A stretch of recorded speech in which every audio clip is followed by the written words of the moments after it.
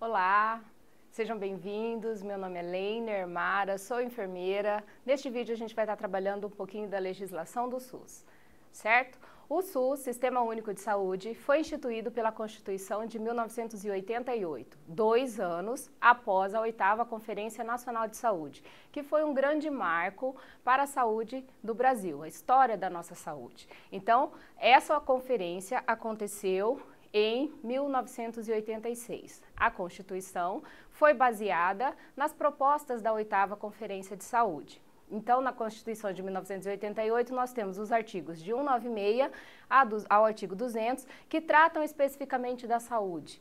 Primeiro artigo, então, o artigo 196 da Constituição, que diz: saúde é direito de todos e dever do Estado, garantido mediante políticas econômicas e sociais que visem o risco de doença, do risco do indivíduo adoecer e de outros agravos, dando acesso universal e igualitário às ações de prevenção, promoção e recuperação da saúde. Segundo item, a Constituição também garante o quê? Que o direito de todos, sem qualquer discriminação à saúde. Esse é o nosso princípio de universalidade. Todos têm direito ao acesso à saúde. E terceiro, o SUS ele é de caráter público, formado por uma rede regionalizada, hierarquizada e descentralizada. Lembrando que esse descentralizado é com direção única em cada esfera de governo. Ou seja, em cada esfera de governo, União, Estado e município, nós só temos um gestor. Tudo bem? Então vamos lá, princípios doutrinários do SUS, que é uma regra, uma doutrina a ser seguida obrigatoriamente em todos os lugares onde o país tiver um sistema único, que é do país inteiro. Vamos lá, universalidade, garantia de atenção à saúde por parte do sistema a todo e qualquer cidadão. A universalidade garante que todo mundo tem direito ao acesso aos serviços públicos, lembrando que esse acesso tem que garantir prevenção, promoção e recuperação da saúde. O princípio doutrinário da equidade, que é o princípio mais difícil e é o mais confuso. Isso significa o quê? Assegurar ações e serviços em todos os níveis, de acordo com a complexidade que cada caso requer. O indivíduo tem direito à assistência de forma igualitária, porém dentro da sua necessidade. Todo mundo é atendido igual, de acordo com a sua necessidade. A integralidade, outro princípio doutrinário do SUS, é reconhecimento na prática de que cada ser ele é indivisível, biopsicossocial, mas ele também tem que ser atendido com essa visão integral, por um sistema que atende de forma integral. Primário, secundário e terciário, as ações de assistência, voltado a promover, proteger e recuperar a saúde. Então, nós fechamos o SUS com 3 princípios doutrinários: universalidade, equidade e integralidade. Nós temos ainda os princípios organizativos do SUS, a regionalização e a hierarquização. Os dois serviços garantem o quê? Que o SUS ele tem que ser organizado em forma de complexidade tecnológica crescente. Essa é a hierarquização do SUS, de forma regionalizada, com delimitação de território e de população a ser atendida. Regionalização, então, está ligado a território, a delimitação de população a ser atendida, espaço de população a ser atendida, organização por território e a hierarquização por níveis de complexidade crescente, certo? O acesso da população, então, ele tem que se dar pelo nível primário de atenção, primário, secundário e terciário, sendo os atendimentos secundário e terciário referenciados pela atenção primária. Outro princípio organizativo do SUS é a resolubilidade, que é a exigência de que quando o indivíduo busca o atendimento ou quando surge um problema que seja de impacto coletivo sobre a saúde, o serviço correspondente esteja capacitado para enfrentá-lo e resolvê-lo até o nível da sua competência. Então, ele não precisa resolver tudo em todos os níveis, porque o encaminhamento para um nível de complexidade tecnológica maior é uma garantia de resolubilidade. Outro princípio organizativo do SUS é a descentralização, que é entendida como uma redistribuição das responsabilidades, quando ações e serviços de saúde são distribuídas entre os vários níveis de governo, primário, secundário e terciário, atenção municipal, estadual e nacional. A União é o nacional. Assim, o que a abrangência de um município deve ser de responsabilidade do governo municipal. O que abrange um estado ou uma região estadual é de responsabilidade do governo estadual e o que for de abrangência nacional, ele é de responsabilidade do governo federal, da União. Deve haver, então, uma profunda redefinição dessas atribuições dos vários níveis de governo, com o nítido reforço do poder municipal sobre a saúde, que é a municipalização. Então, cabe aos municípios a maior responsabilidade na promoção das ações de saúde diretamente voltado aos seus cidadãos. Outro princípio organizativo é a participação do cidadão, que é uma garantia constitucional, que a população, através das suas entidades representativas, vão participar do processo das políticas de saúde e do controle da sua execução, ou seja, da sua fiscalização, inclusive nos seus aspectos econômicos e financeiros, em todos os níveis, desde o federal até o local. Essa participação se dá através dos conselhos de saúde. Nós temos conselho municipal, estadual e nacional de saúde, que é a garantia da participação da sociedade. A gente volta a falar disso daqui a pouco. Outro princípio organizativo é a complementariedade do setor privado, que a Constituição define que quando por insuficiência do poder público, do SUS, seja necessário a contratação de um serviço, isso pode ser realizado de forma complementar. Então, a participação da iniciativa privada dentro da assistência à saúde no SUS, ela é de forma complementar, mediante contrato ou convênio, prevalecendo sobre isso o interesse público. No artigo 200 da Constituição, ele diz as atribuições do SUS. Entre as atribuições estão o controle e a fiscalização de produtos, substâncias e procedimentos que são de interesse para a saúde. Então, todos aqueles produtos, procedimentos e serviços que direto ou indiretamente interferem na saúde do indivíduo. Segundo, executa as ações de vigilância sanitária e ações de vigilância epidemiológica, assim como as de saúde do trabalhador. Então, execução de vigilância sanitária, epidemiológica e saúde do trabalhador é uma atribuição do SUS.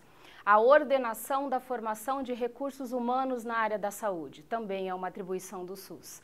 Assim como o SUS também participa da formulação da política e da execução das ações de saneamento básico, já que saneamento ele é um fator condicionante e determinante de saúde.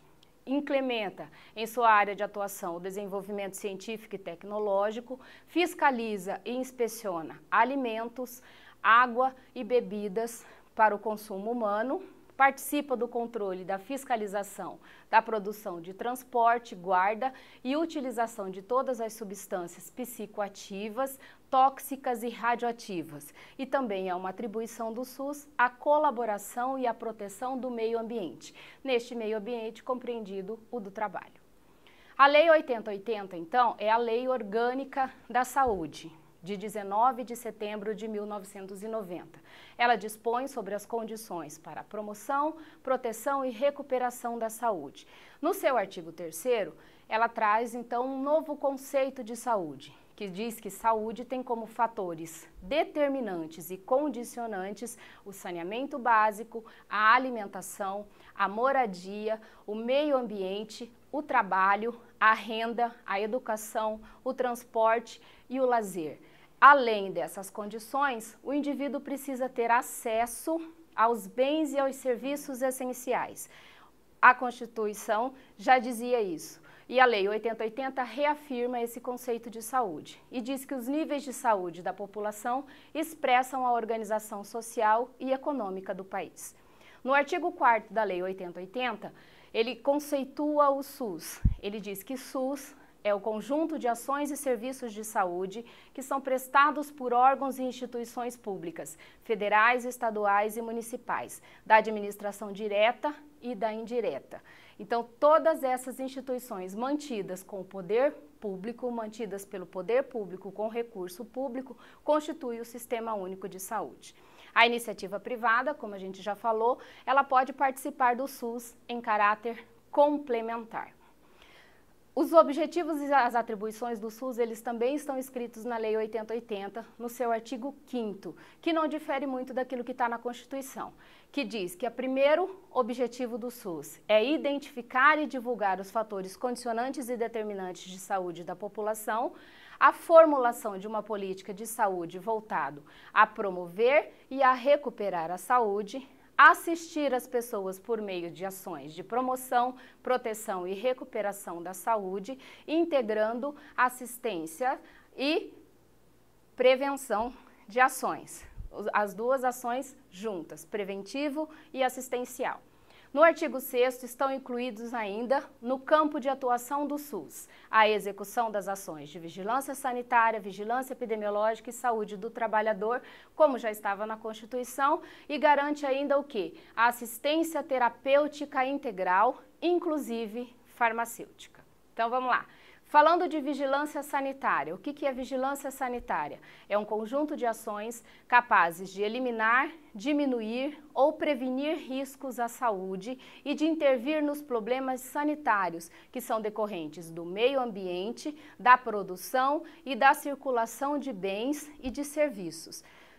A vigilância epidemiológica é um conjunto de ações que proporcionam o conhecimento, a detecção ou a prevenção de qualquer mudança nos fatores que são condicionantes e determinantes de saúde, além de com a finalidade de recomendar e adotar as medidas de prevenção e de controle das doenças e agravos. E a saúde do trabalhador, para fins da Lei 8080, é um conjunto de atividades que se destina, através da vigilância sanitária e da vigilância epidemiológica, promover e recuperar a saúde dos trabalhadores no seu ambiente de trabalho, bem como tratar o indivíduo vítima de acidente de trabalho ou portador de doença profissional ou do trabalho. Nos princípios e diretrizes do SUS, artigo 7º, ele vai reforçar, então, quais são os princípios do SUS que já estavam na Constituição. As ações e os serviços públicos de saúde e os serviços privados contratados ou conveniados com o SUS, ele tem que atender de acordo com os princípios da Constituição no artigo 198, sendo a universalidade, a garantia de todos para assistência à saúde sem discriminação, a integralidade da assistência, que é um conjunto articulado e contínuo de ações preventivas, assistenciais, individuais, coletivos, em todos os níveis do sistema, primário, secundário e terciário. Preservação da autonomia das pessoas na defesa da sua integridade física e moral, igualdade da assistência à saúde, sem preconceitos e sem privilégios de qualquer espécie. Lembrando da necessidade, que é o princípio da equidade. Tratar de forma igual, porém dentro das suas necessidades. Direito à informação das pessoas assistidas sobre a sua própria saúde, divulgação de informações quanto ao potencial dos serviços de saúde e a sua utilização pelo usuário, e a utilização da epidemiologia para o estabelecimento de prioridades, a alocação de recursos e a orientação programática. Então, esses são princípios do SUS. Além da participação da comunidade, além da descentralização político-administrativa. Lembrando que a descentralização é com direção única em cada esfera de governo. Integração em nível executivo das ações de saúde, meio ambiente e saneamento básico, conjugação de recursos financeiros e tecnológicos, materiais e humanos da União, dos Estados, do Distrito Federal e dos municípios na prestação de serviços de assistência à saúde da população, a resolubilidade, que é a capacidade de resolução dos serviços em todos os níveis de assistência, e a organização de serviços públicos de modo a evitar a duplicidade de meios para fins idênticos. No artigo 8º da 8080, nós trazemos as ações e os serviços de saúde que são executados pelo SUS, seja direta ou mediante participação complementar da iniciativa privada. Ela tem que ser organizada de forma regionalizada e hierarquizada. Regionalizada com descrição de território e delimitação de população a ser atendida. E hierarquizada em níveis de complexidade crescente. A direção do SUS é única, de acordo com o inciso 1º do artigo 198 da Constituição, sendo que no âmbito da União, nós temos o Ministério da Saúde. No âmbito dos estados e do Distrito Federal, a respectiva Secretaria de Saúde ou algum órgão equivalente, e no âmbito dos municípios, a respectiva Secretaria de Saúde ou órgão equivalente. Então, as esferas de governo são Estado, município e União, sendo que a União é o Ministério da Saúde. As competências e as atribuições comuns estão descritas no capítulo 4 da 8080. Ele traz as atribuições de cada esfera de governo.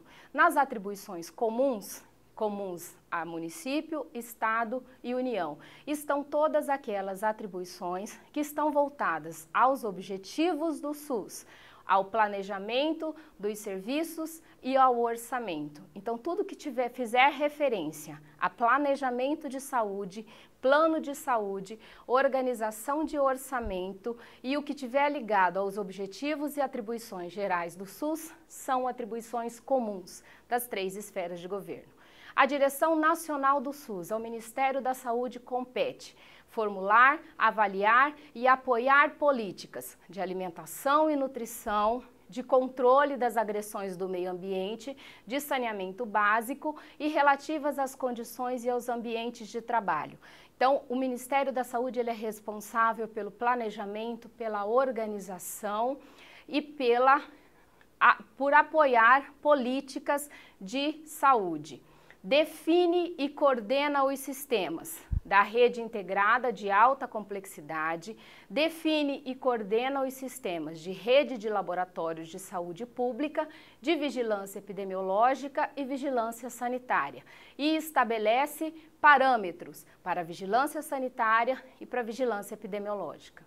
A direção estadual do SUS compete à esfera estadual. Ele promove a descentralização para os municípios dos serviços e as ações de saúde, acompanha, controla e avalia as redes hierarquizadas do SUS no seu âmbito de atuação e apoia a execução dos serviços. O Estado ele está sempre apoiando a União e apoiando o município na execução das ações. A direção municipal do SUS, ao município, cabe o quê? Planejar, organizar, controlar, avaliar as ações e os serviços de saúde, gerir e executar os serviços públicos de saúde. Então, a execução dos serviços de saúde compete ao município. A ele ficam, então, a maior parte das ações e serviços de saúde no âmbito de execução. Executa serviços de vigilância epidemiológica, vigilância sanitária, alimentação e nutrição e saúde do trabalhador. Além de dar execução no âmbito municipal a política de insumos e de equipamentos para a saúde. Então, tudo que tiver na lei em relação à execução, isso pertence ao município. Com exceção, é claro, tudo tem uma exceção, a vigilância sanitária de portos, aeroportos e fronteiras, que a execução da vigilância de portos, aeroportos e fronteiras compete à União. Em relação aos serviços privados de assistência à saúde, no artigo 20 da Lei 8080, nós temos quem são os serviços privados de assistência à saúde. São aqueles que se caracterizam pela iniciativa própria de profissionais liberais, legalmente habilitados, de pessoas jurídicas de direito privado na promoção, proteção e recuperação da saúde. Então, a assistência à saúde, ela é livre à iniciativa privada, é livre a profissionais legalmente habilitados. Na prestação de serviços na assistência à saúde, a participação da iniciativa privada ela se dá de forma complementar, mediante contrato ou convênio, desde que isso seja de necessidade pública, de interesse público. Na prestação de serviços privados, na assistência à saúde, serão observados os princípios éticos e as normas expedidas pelo SUS. Então, o sistema privado de saúde ele tem que se submeter às normas do SUS. A participação complementar, quando ela acontecer, ela vai se dar mediante participação complementar. E na contratação ou na realização de um convênio com um serviço privado para execução das ações de saúde, terão preferência as entidades filantrópicas e sem fins lucrativos. Não é obrigatório, porém a preferência é das entidades filantrópicas e sem fins lucrativos na contratação para prestar assistência ao SUS de forma complementar.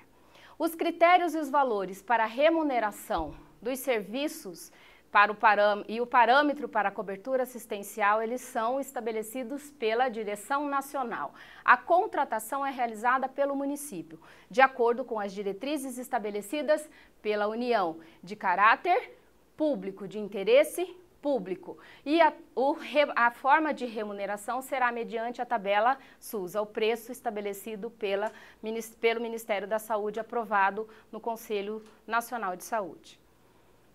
Aos proprietários, administradores e dirigentes de entidades ou serviços contratados, é vedado exercer cargo de chefia ou de função no SUS. Então, nenhum proprietário, nenhum administrador ou dirigente de alguma entidade que seja contratada pelo SUS, ele não pode ter cargo de chefia e nem de confiança no SUS. Os recursos humanos do SUS, artigo 28.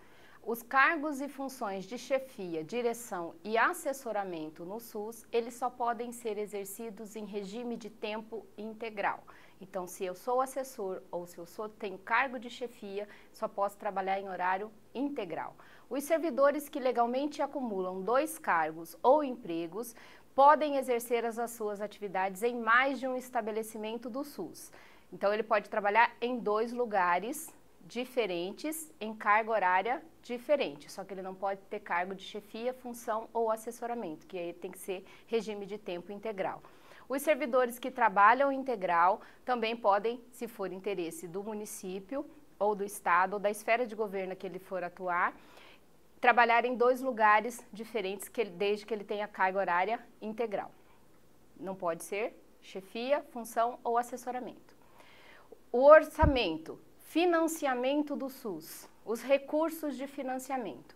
Os orçamentos da Seguridade Social destinam ao SUS, de acordo com a receita estimada, os recursos necessários à realização das suas finalidades, que está previsto na Lei das Diretrizes Orçamentárias, que são elaborados pela Direção Nacional, com participação da Previdência e da Assistência Social, tendo em vista as metas e as prioridades estabelecidas na Lei das Diretrizes Orçamentárias.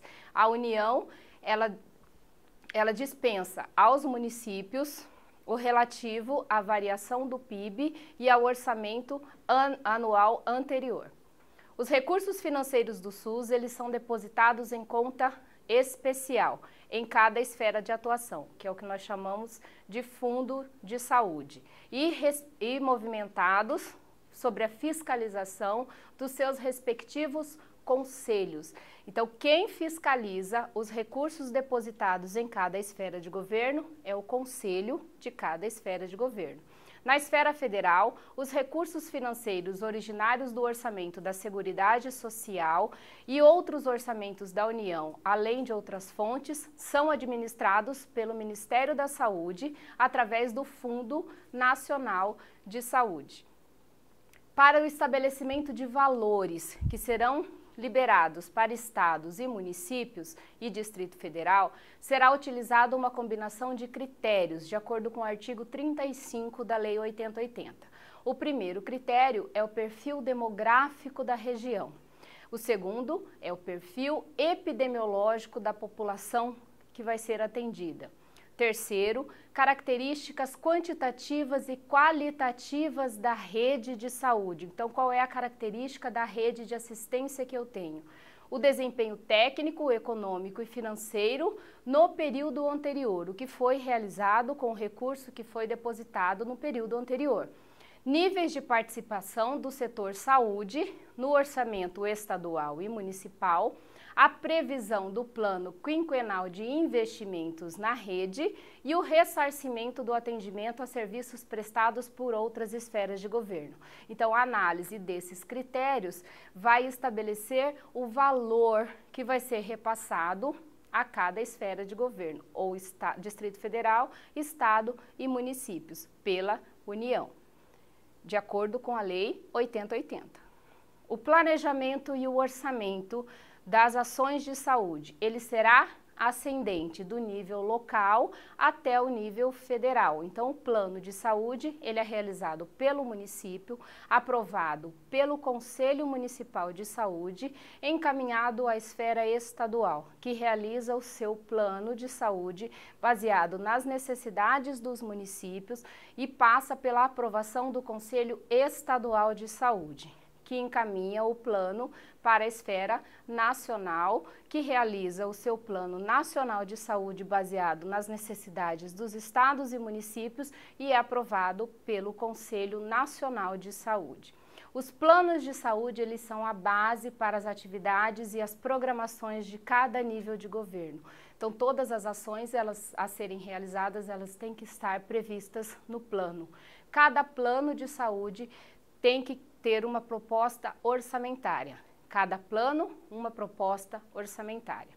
É vedada a transferência de recursos para o financiamento de ações que não estejam previstas no plano de saúde, exceto em situações de emergência ou de calamidade pública na área da saúde. O Conselho Nacional de Saúde é quem estabelece as diretrizes para ser elaborados planos de saúde, em função das características epidemiológicas e da organização dos serviços em cada jurisdição administrativa. Cada esfera de governo realiza o seu plano de saúde e sua respectiva proposta orçamentária, baseada nas diretrizes que são ditas pelo Conselho Nacional de Saúde. Não será permitido a destinação de recursos e auxílios a instituições de serviços com finalidade lucrativa. E nas disposições finais, então, da Lei 8080, o que é importante lembrar? No artigo 43, que fica garantida a gratuidade dos serviços no SUS. Então, todos os serviços no SUS, eles são gratuitos para toda a população. Os serviços de saúde dos hospitais universitário e de ensino, eles se integram ao SUS mediante convênio e contrato. Só mediante convênio. São mediante convênio, preservada a autonomia administrativa em relação ao patrimônio, aos recursos humanos e financeiros, ensino, pesquisa e extensão, dos limites que são conferidos pelas instituições que estejam vinculados. Então, eu posso fazer um convênio com uma instituição de ensino, porém, é preservada a autonomia administrativa em relação ao seu patrimônio e recursos humanos e financeiros. Em tempos de paz, e havendo interesse recíproco, poderá ser realizado convênio também com as Forças Armadas, que podem integrar-se ao SUS. No artigo 52, garante que, sem prejuízo a outras sanções cabíveis, constitui emprego irregular de rendas públicas, previsto no Código Penal, no artigo 315, a utilização de recursos financeiros do SUS em finalidades diversas, aquelas que estão previstas nessa lei, que entrou em vigor dia 19 de setembro de 1980. Então, finalizamos a Lei 8080. Outra lei que regulamenta a participação da comunidade na gestão do SUS e fala das transferências entre as esferas de governo dos recursos financeiros é a Lei 8.142, do mesmo ano que a Lei 8080, 1990, porém é de 28 de dezembro.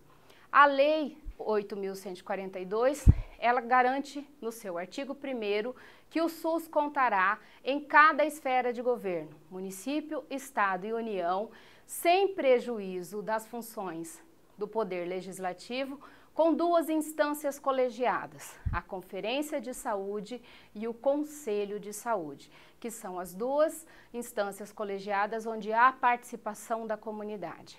A Conferência de Saúde reúne-se a cada 4 anos, com representação de vários segmentos sociais, com a finalidade de avaliar a situação de saúde e propor diretrizes para a formulação de uma política de saúde nos níveis correspondentes, ou seja, nos níveis municipal, estadual e nacional, convocada pelo Poder Executivo ou, extraordinariamente, por esta ou pelo Conselho de Saúde. Então, a Conferência de Saúde, ela deve acontecer ordinariamente a cada 4 anos e extraordinariamente sempre que houver necessidade, convocada pela própria Conferência, pelo Conselho de Saúde ou pelo Poder Executivo.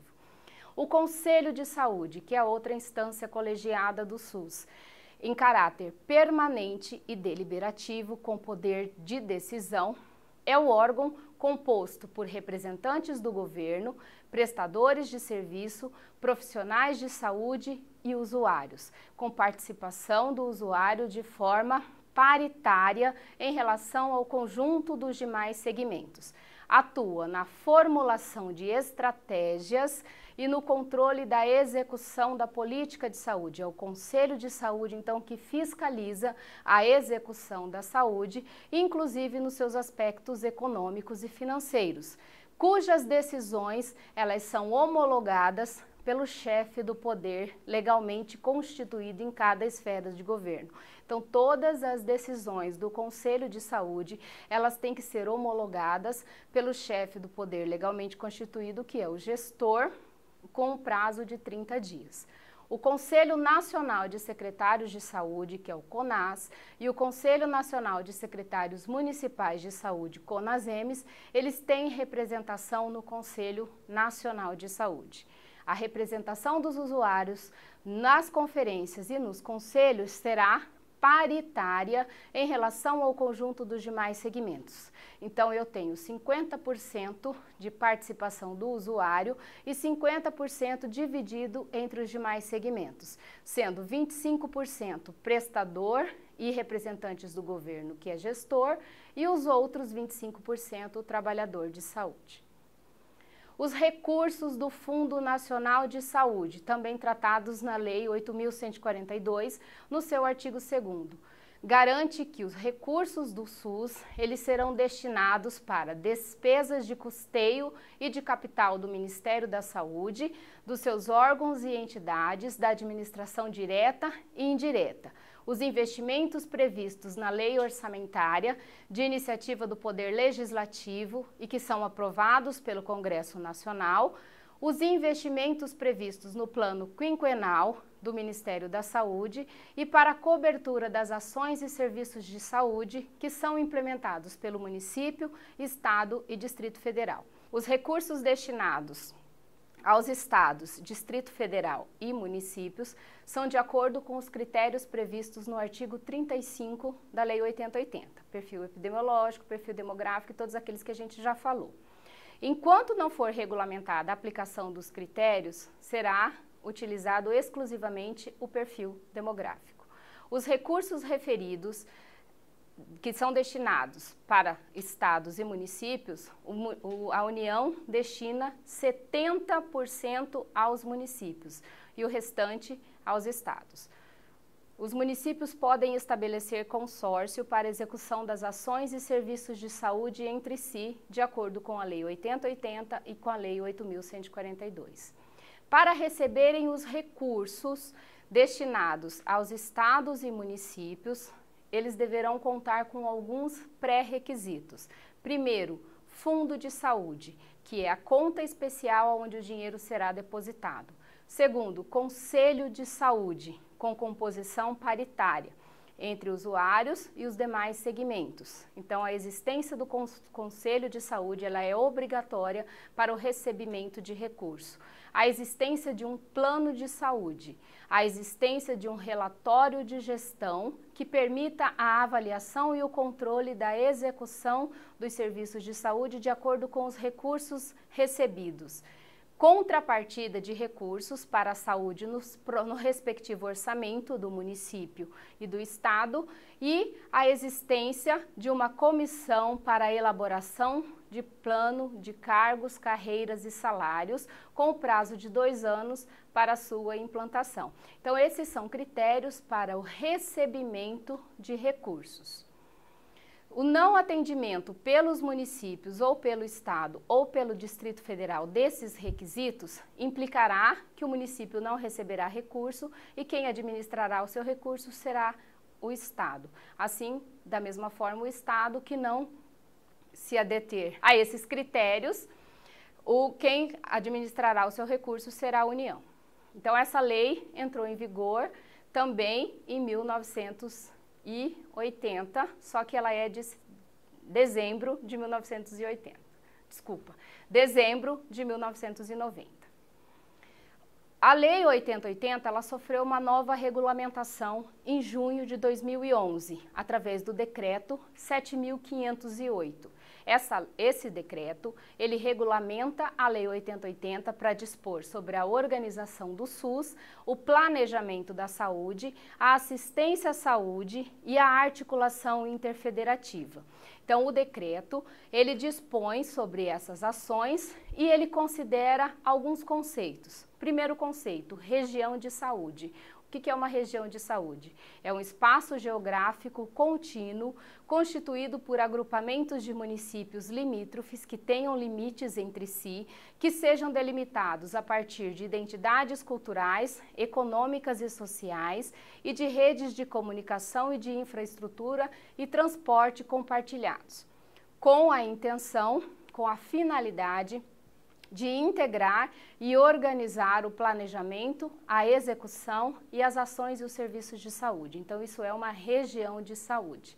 O decreto trata também do contrato organizativo da ação pública, que é um acordo de colaboração entre os entes federativos, entre as esferas de governo, com a finalidade de organizar e integrar as ações e os serviços de saúde na sua rede regionalizada e hierarquizada. O contrato tem que ter a definição das responsabilidades de cada ente federativo, os indicadores e as metas de saúde, os critérios de avaliação de desempenho e os recursos financeiros que serão disponibilizados, bem como a sua forma de controle e de fiscalização e para a execução desses serviços.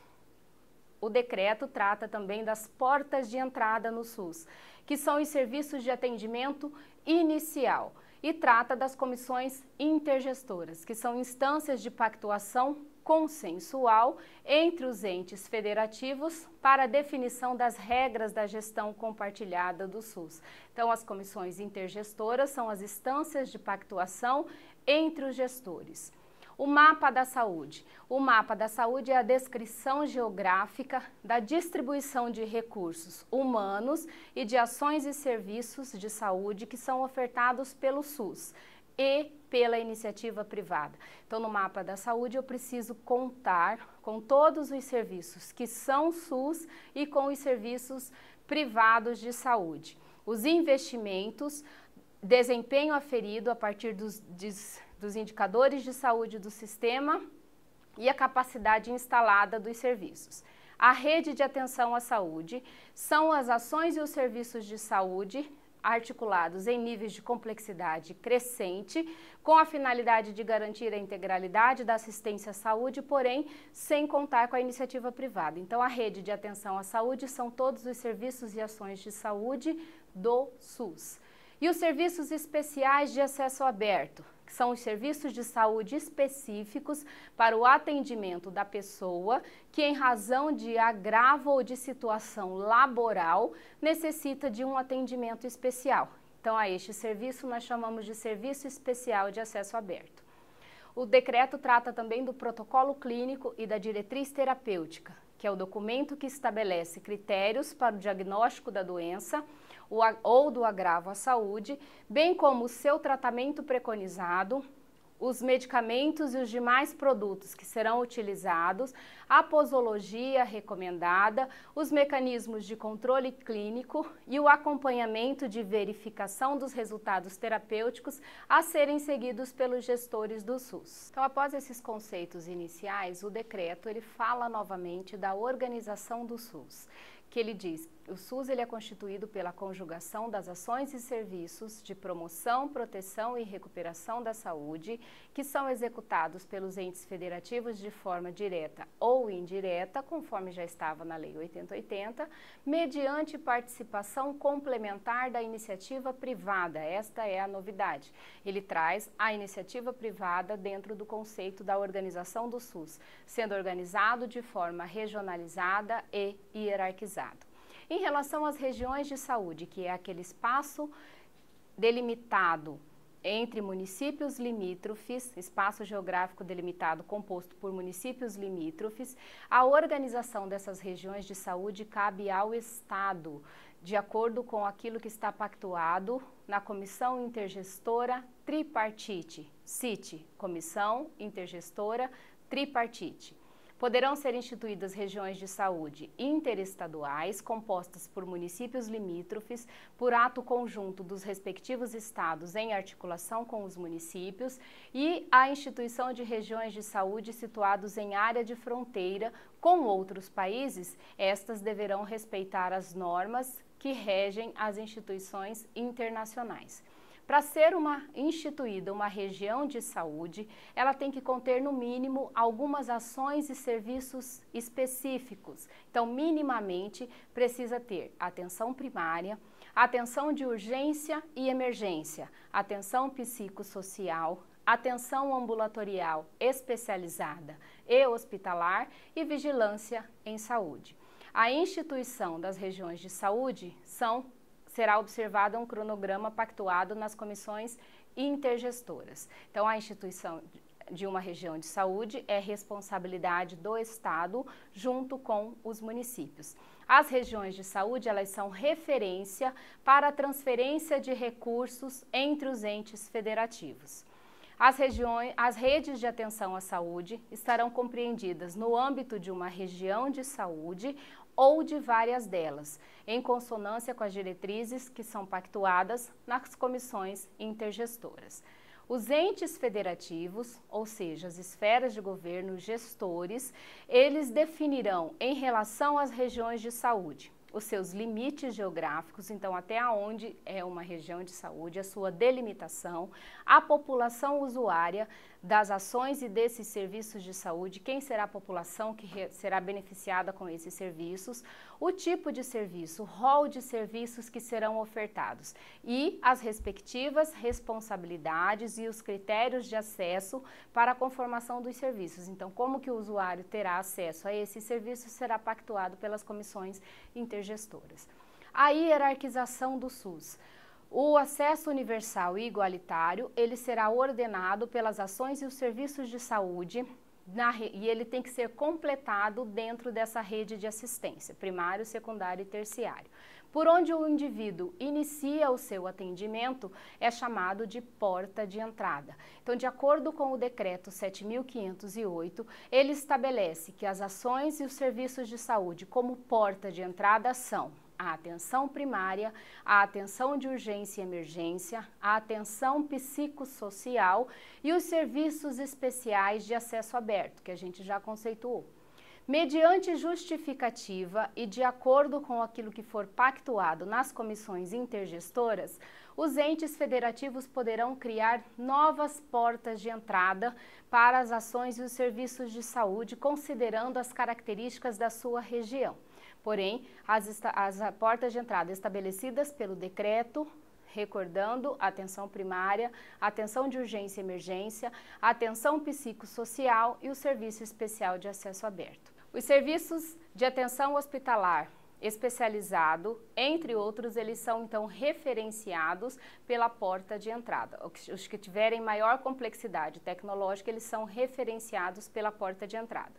O acesso universal e igualitário às ações e os serviços de saúde, ele é ordenado pela atenção primária e ele deve ser fundado na avaliação da gravidade do risco individual e coletivo e no critério cronológico, observadas, lógico, as especificidades previstas para aquelas pessoas que têm proteção especial conforme a legislação vigente.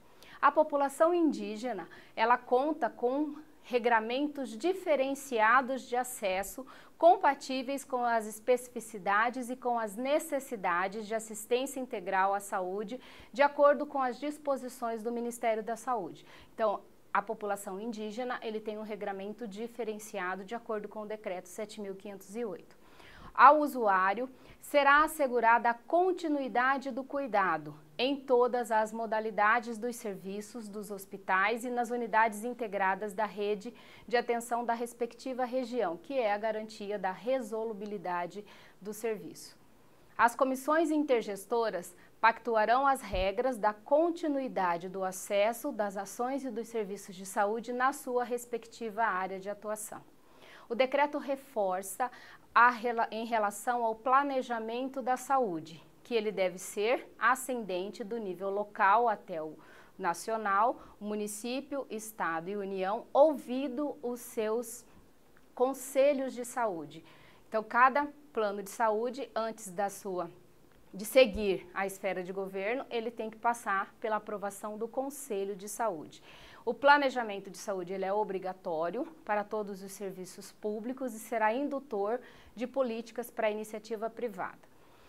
No plano de saúde, é obrigatório conter as metas de saúde.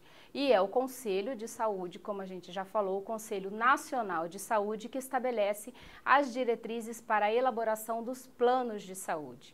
No planejamento de saúde, devem ser considerados os serviços e as ações prestadas pela iniciativa privada de forma complementar ou não, que é o mapa da saúde. Então, no plano de saúde, eu preciso registrar o meu mapa da saúde, que será utilizado como identificação das necessidades de saúde e orientará o planejamento integrado dos entes federativos, contribuindo para o alcance e o estabelecimento de metas de saúde. O planejamento da saúde em âmbito estadual deve ser realizado de maneira regionalizada a partir das necessidades dos municípios, também considerando o estabelecido entre as metas de saúde. Compete à Comissão Intergestora Bipartite, CIB, pactuar as etapas do processo para o planejamento municipal em consonância com os planejamentos estadual e nacional. A assistência à saúde. O decreto traz a Relação Nacional de Ações e Serviços de Saúde, que é a RENASES. Então, a Relação Nacional de Serviços de Saúde são todos os serviços que são oferecidos pelo SUS naquela região de saúde.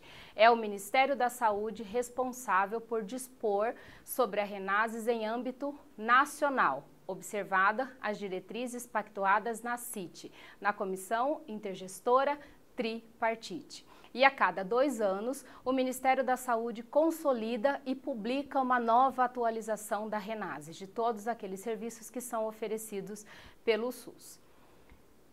A RENAME é a Relação Nacional de Medicamentos Essenciais, que compreende a seleção e a padronização de todos os medicamentos que são indicados para o atendimento das doenças ou de alguns agravos no âmbito do SUS. Então, são aqueles medicamentos que serão utilizados pela rede pública de saúde. A RENAME o decreto estabelece que a RENAME será acompanhada do Formulário Terapêutico Nacional, que vai subsidiar a prescrição e a dispensação e o uso desses medicamentos. O Ministério da Saúde também é responsável por dispor sobre a RENAME e sobre os seus protocolos clínicos e sobre as diretrizes terapêuticas. A cada 2 anos, o Ministério da Saúde consolida e publica também a atualização da RENAME, bem como do Formulário Terapêutico Nacional e os protocolos clínicos e a diretriz terapêutica. O Estado, o Distrito Federal e os municípios, eles poderão adotar uma relação específica e complementar de medicamento, desde que esses medicamentos estejam de acordo com o que foi aprovado pela Anvisa.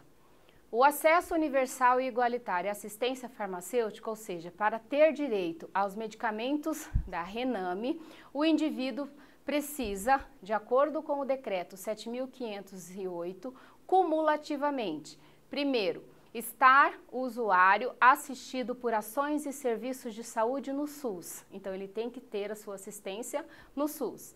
Segundo, o medicamento tem que ter sido prescrito por um profissional de saúde no exercício regular das suas funções no SUS. Então, o profissional que prescreveu o medicamento tem que ser um profissional que está atuando no SUS.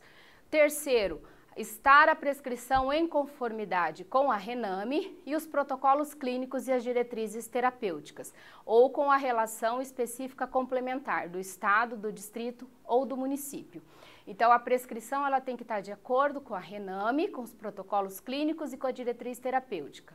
E ter a dispensação ocorrida nas unidades indicadas pela direção do SUS. Então, esses são os critérios para que o indivíduo tenha acesso aos medicamentos do SUS. Os entes federativos poderão ampliar o acesso do usuário à assistência farmacêutica, desde que ele tenha questões de saúde pública que justifique essa ação.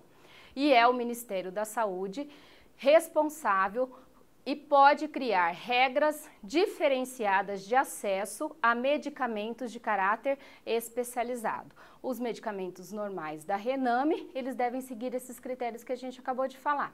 Agora, os medicamentos de caráter especializado, o Ministério da Saúde estabelece critérios diferenciados de acesso.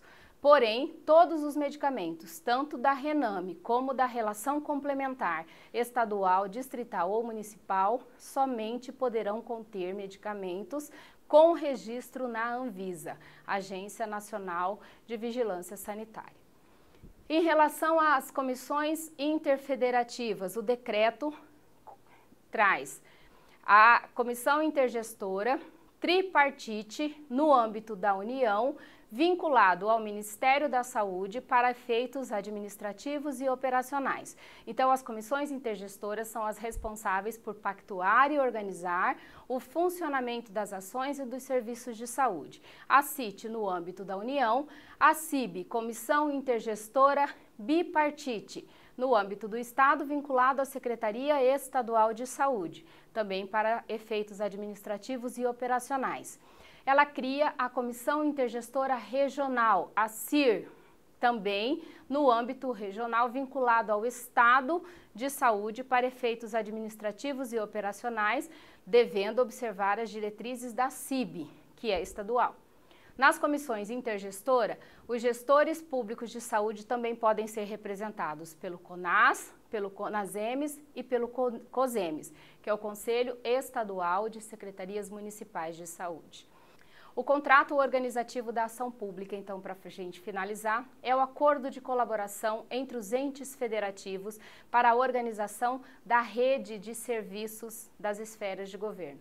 No contrato organizativo da ação pública, a gente já falou, tem que ter metas de saúde, as ações e os serviços de saúde, as respectivas responsabilidades financeiras dos entes federativos.